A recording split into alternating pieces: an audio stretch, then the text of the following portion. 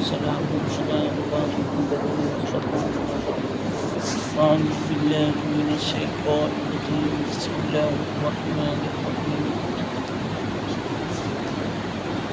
وأما من خاف مقام ربه ونهى النفس عن الهوى فإن الجنة هي المأوى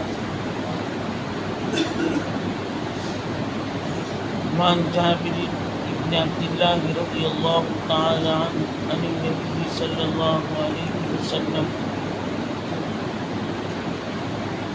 إذا أصبحت وأمسيت فلا أصبحت إذا مرض وصيحتك وأخوف الأشياء أو كما قال عليه الصلاة والسلام. میرے محترم بھائی دوستوں بزرگوں، کل جو حدیث میں نے تلاوت کی تھی اس کا ادھورا باقی رہ گیا. یہاں تک تو بتایا کہ اذا اصبحت فلا تمسیت، کہ جب تم صبح کر لو تو شام کا انتظار نہ کرو، اور جب تم شام کر لو تو صبح کا انتظار نہ کرو.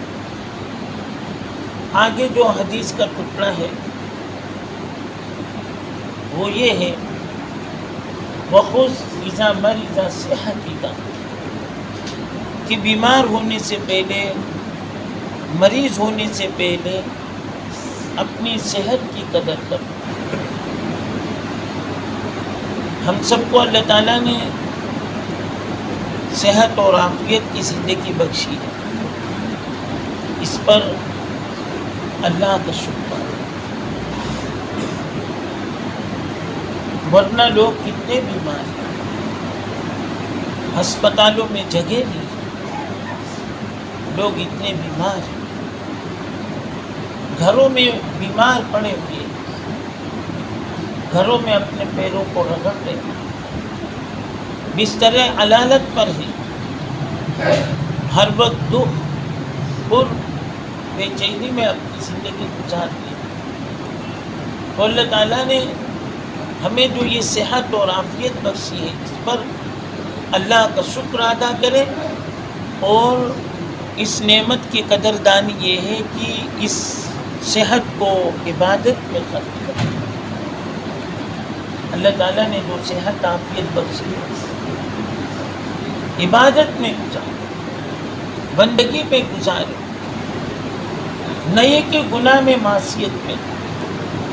عام طور سے یہ دیکھا گیا کہ اللہ تعالیٰ نے صحت دیا اور اس طریقے سے نشاط دیا، اللہ تعالیٰ نے ذہنی سکون دیا، ذہنی اطمینان دیا، تو انسان اس کو گناہ میں معصیت میں گزارنے لگتا ہے.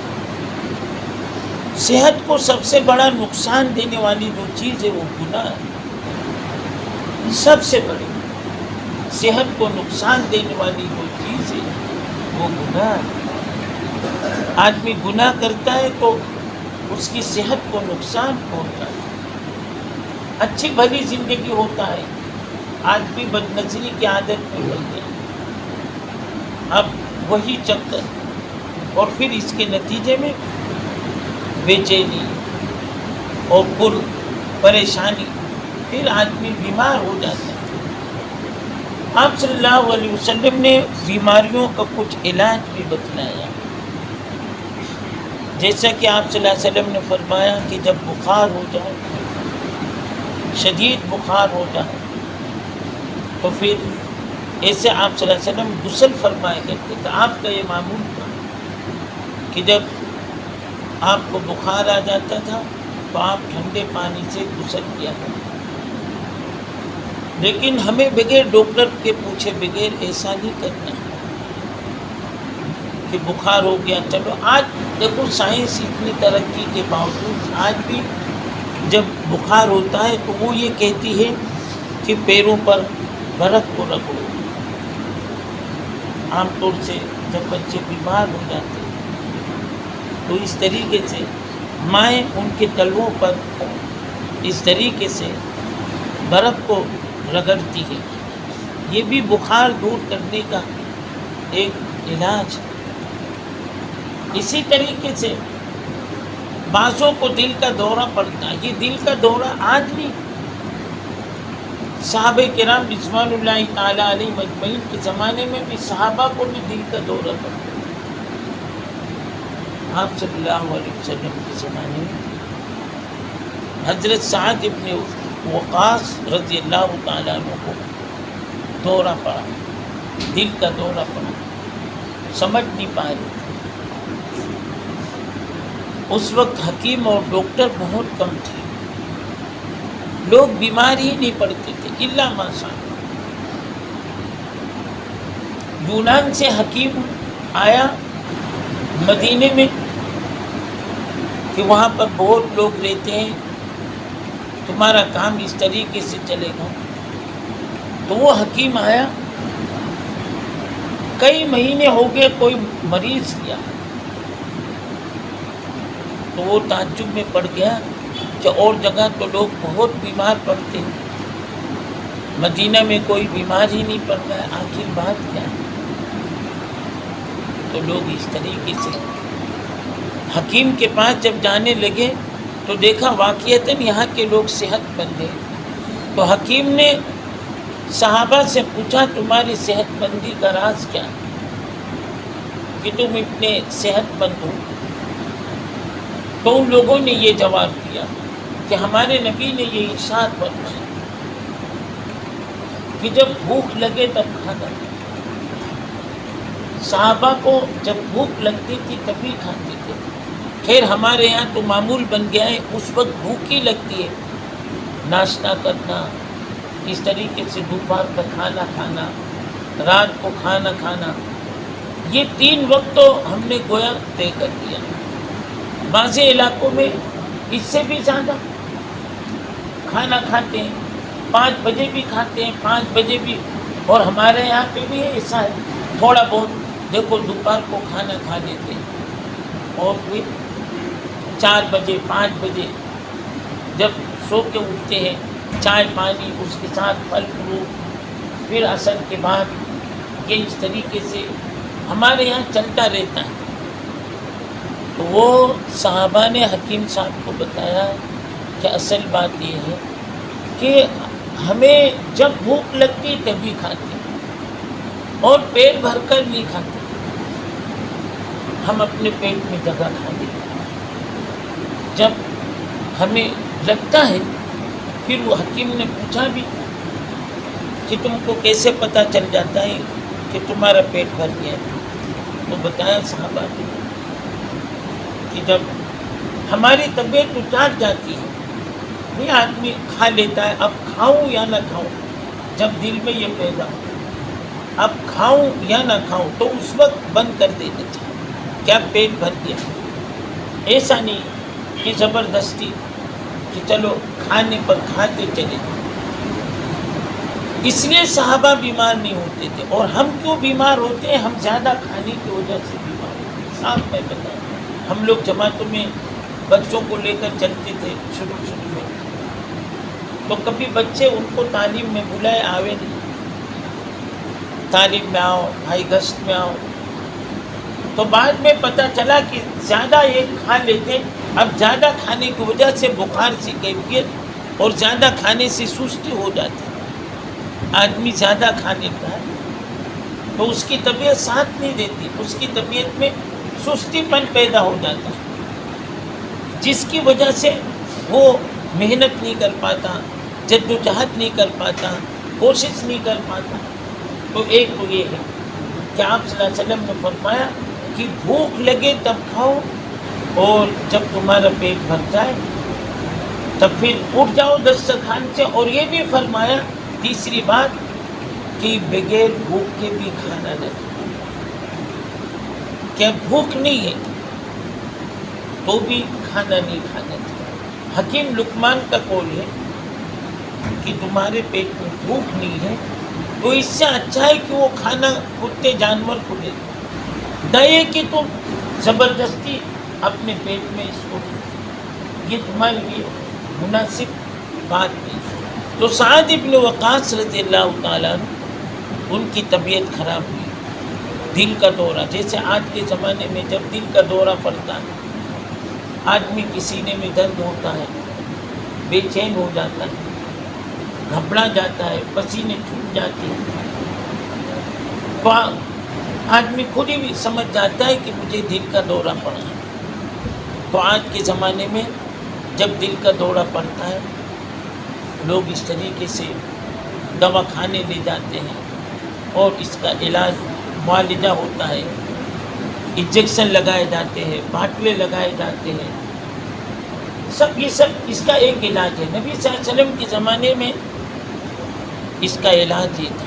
یہ آئے, آپ کے پاس ان کو لایا گیا, تو آپ صلی اللہ علیہ وسلم نے فرمایا کہ 7 اجوا کھجور لے کر, 7 اجوا, ان کے لیے 7 اجوا کھجور لائے گئے. اور پھر آپ صلی اللہ علیہ وسلم نے فرمایا کہ ان کو یہ کھجور کھلاؤ. دورے کی حالت میں, جیسے ہمارے یہاں جب دل کا دورہ پڑتا ہے, انجیکشن پر انجیکشن اور کیا نہ کیا سب کرتے ہیں, اس طریقے سے. پھر آپ صلی اللہ علیہ وسلم نے فرمایا کہ ان کھجور کی گٹھلیوں کو جلدی سے صفوف بنا لو, اس کو اس طریقے سے رکا کر. پھر آپ نے ارشاد فرمایا کہ آپ ان کو پلا دو, گھول کے پلا دو, کیونکہ دل کا دورہ جو پڑتا ہے, جو بلوک ہوتے ہیں, بلوک اللہ نے ہر انسان کے دل کے پاس اس طرح 3 جو دل ہے اسی میں 3 بلوک ہوتے ہیں, 3 بلوک نسیں ہوتی ہیں. کبھی چربی زیادہ بڑھ جاتی ہے جس کی وجہ سے وہ نسیں بند ہو جاتی ہیں. اب جب نس بند ہو گئی, سانس کا آنا جانا سب ایسا معاملہ ہو گیا, تو ظاہر سی بات ہے کہ انسان کا جو دار و مدار ہے وہ دل کے اوپر. انسان کا یہ جو چلنا پھرنا ہے وہ سب دل کے اوپر. اگر دل کی حرکت بند ہو گئی تو انسان سمجھ لو اس کا جسم, اب وہ طاقت اس میں نہیں رہے گی, اب اس میں قوت نہیں رہے گی, کیونکہ انسان جو چلتا ہے وہ خون کی, اس کا خون جو دوڑتا ہے, جب تک خون کی سرجش رہتی ہے, خون دوڑتا رہتا ہے انسان کے جسم میں, تو انسان باقی رہتا ہے. اب وہ خون کی ختم ہو گئی تو انسان چلتے بھی وہ دھڑاک سے پڑ جاتا ہے. تو آپ صلی اللہ علیہ وسلم نے کھجور کی گٹھلیاں پسلوا کر ان کو پلوایا, تو وہ فاقے میں آ گئی, اچھی حالت میں آ گئی. یہی وجہ ہے کہ آج بھی اجوا کھجور کی گٹھلیوں کی صفوف ملتی ہے مکے میں, مدینے میں, اب یہاں پر بھی ملتی ہے, وہاں سے بن کر آتی ہے. کہ اگر کسی کو دل کا دورہ پڑتا ہو, یا اس کا دل کمزور ہو گیا ہو, یا اس کو گھبراہٹ بے چینی ہو رہی ہو, دل کمزور ہونے کی نشانی گھبراہٹ بے چینی, یہ اس کی خاص نشانی کہ آدمی بے چین ہو جائے, پریشان ہو جائے, تو اس کی دل کی حالت اچھی نہیں ہوتی, دل کمزور ہو جاتا ہے, دل میں ضعف آ جاتا ہے. تو یہ علاج آپ صلی اللہ علیہ وسلم کے زمانے میں تھا. تو جیسے ان کو وہ کھجور کی گٹھلی پلائی گئی, اللہ تعالیٰ نے فوراً اس طریقے سے شفا دے دیا. تو یہ طب نبوی ہے. کاش آپ حضرات پڑھتے, طب نبوی کتاب ہے, یہ جو احادیث کی کتاب ہے, ہر احادیث کے بعد میں ایک باب باندھا جاتا ہے طب نبوی کا. آپ صلی اللہ علیہ وسلم نے یہ علاج 1400 سال پہلے بتلائے تھے. یہ علاج 1400 سال پہلے بتلائے تھے کہ یہ علاج کرو, یہ علاج کرو. جیسے آج کے زمانے میں زیادہ تر جو بیماری ہے, گٹھن کا, پیروں کا درد, جس کو ہماری زبان میں ساٹھ کا نہ کیا ایسی بیماریاں, نسیں دبتی ہیں. اس زمانے میں زیادہ تر جو بیماری ہے نسوں کے دبنے کا, خاص طور سے منکے کی بیماری, پیچھے کمر پر تکلیف کا سلسلہ شروع ہو جاتا ہے, اب اس زمانے میں فوراً آپریشن کیا جاتا ہے، نسوں کا آپریشن، 5-5 لاکھ خرچے ہوتے اور کتنی تکلیف ہوتی ہے، پھر بھی افاقہ نہیں ہوتا۔ آپ صلی اللہ علیہ وسلم نے اس کا علاج طب نبوی میں یہ بتایا۔ اسی زمانے میں آپ نے فرمایا کہ زیتون کا تیل، زیتون کا تیل اس کو استعمال کرو جہاں پر بھی درد ہوگا، زیتون کا تیل کرو۔ بلکہ زیتون کے تیل کو پینے کو بھی بتایا کہ زیتون کا تیل پیا جائے، اس سے بدن میں طاقت اور قوت پیدا ہوگی، ضعف اور کمزوری ختم ہو جائے گی۔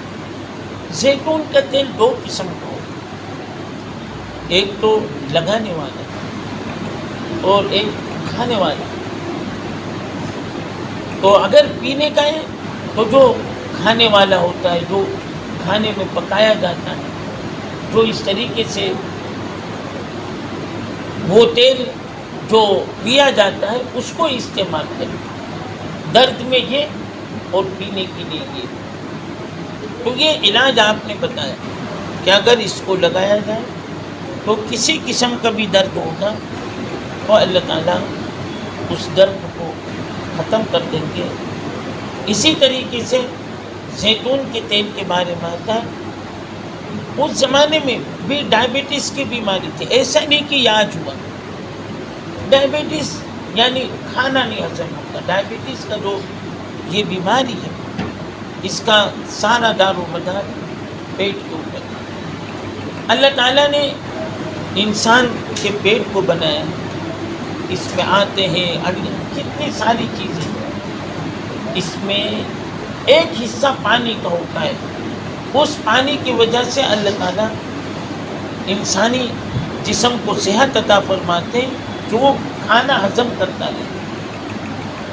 البیلا جس کو بولتے ہیں، اب ڈائبٹیز میں اس کی وہ پانی کی طاقت وہ ختم ہو جاتی ہے، اب وہاں پر پانی نہیں پہنچتا، جس کی وجہ سے انسان کھانا ہضم نہیں کر پاتا، اور جب کھانا اس سے ہضم نہیں ہوتا تو طرح طرح کی، جس دن کھانا ہضم نہیں ہوتا گیس ہو جائے گا، آدمی کا پیٹ پھوٹ جائے گا، اتڑیوں میں خرابی ہو جائے گی، اتڑیوں میں سوجن پہ، یہ جتنی بھی چاہے جتنی بھی بیماریاں ہوں، یہ سب کھانا نہ ہضم ہونے کی وجہ سے۔ اسی لیے ڈائبٹیز تمام بیماریوں کی یہ جڑ ہوتی ہے کہ اگر یہ تو اس سے سب بیماریاں وجود میں آتی ہیں، اٹک کا بھی دورہ ہوگا، اس سے آنکھوں میں بھی اثر پڑے گا، آنکھوں کی بھی روشنی ختم ہو جائے گی، اسی سے آدمی کا ہیمریج بھی ہو سکتا ہے، دماغ معاف ہو جائے گا، دماغ آدمی کا بند ہو جائے گا، سب کچھ اسی سے ہوگا۔ تو اس کا علاج آپ نے یہ ارشاد فرمایا کہ زیتون کا تیل پیا جائے صبح اور شام، یہ مجرب ہے، ایک تو حدیث ہے، دوسرے یہ ہے کہ زیتون کا تیل پینے سے وہ جو پانی انسانی جسم میں پیٹ میں جو ہونا چاہیے اس کی جو کمی ہوتی ہے، اس کے ذریعے سے اللہ تعالیٰ پورا کر دیتے ہیں۔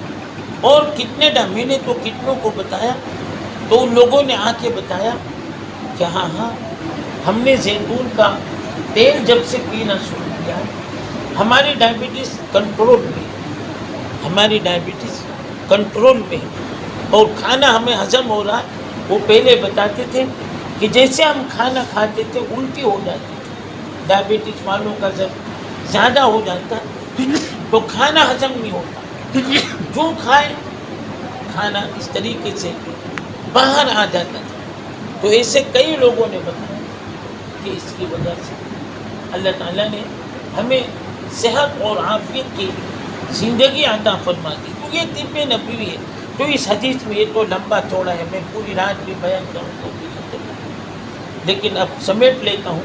آگے آپ نے یہی فرمایا کہ وخذ صحتک لمرضک، کہ اپنی صحت کی قدر کر لو بیماری آنے سے پہلے، اپنی صحت کی قدر کر لو بیماری تو بھی اللہ نے ہم سب کو صحت اور عافیت کی زندگی بخشی. اس کی قدر کریں. اس کی قدر کیا؟ عبادت. اور جتنے ہم عبادت اور بندگی کریں گے اور اللہ تعالیٰ ہمیں اچھی صحت دیں گے. دیکھو نیک لوگوں کی صحت کتنی اچھی ہوگی کیونکہ وہ گناہ سے بچتے. میں نے اپنے استادوں کو 100 سال کی عمر میں دیکھا. ایک ہمارے استاد 100 سال کی عمر سے زیادہ، لیکن یہ جو طریقہ پیالہ وغیرہ پانی تیل یہ سب کھانا وغیرہ جس میں کتنا تیل ہم لوگ کتنا بچتے ہیں. میں نے ان کو دیکھا کہ ایک پیالہ پیتا ہے اور کچھ بھی نہیں ہوتا. ہم لوگ ذرا بھی کچھ کھائے ادھر ادھر فوراً طبیعت پر اثر پڑتا. لیکن میں نے اپنے آنکھوں سے دیکھا آخر تک صحت مند رہتے. آخر تک ان کو اللہ تعالیٰ جو صحت دیتے ہیں عافیت دیتے ہیں وہ گناہ سے بچتے ہیں، تقویٰ اور طہارت کی زندگی گزارتے ہیں. اس لیے اللہ تعالیٰ ان کو صحت بھی دیتے ہیں. ہم لوگ 40 سال کی عمر کے ہو جاتے ہیں بس کچھ کام کے نہیں. 40 سال ہو گئے بس 50 سال کے ہو گئے اب کچھ کام. ایسا نہیں. ایسے لوگوں کی صحت برقرار رہتی ہے آخر تک. جو لوگ گناہ سے بچتے ہیں، اللہ کی نافرمانی سے بچتے ہیں، معصیت سے بچتے ہیں، اللہ تعالیٰ آخر تک ان کی صحت کو برقرار رکھتے ہیں.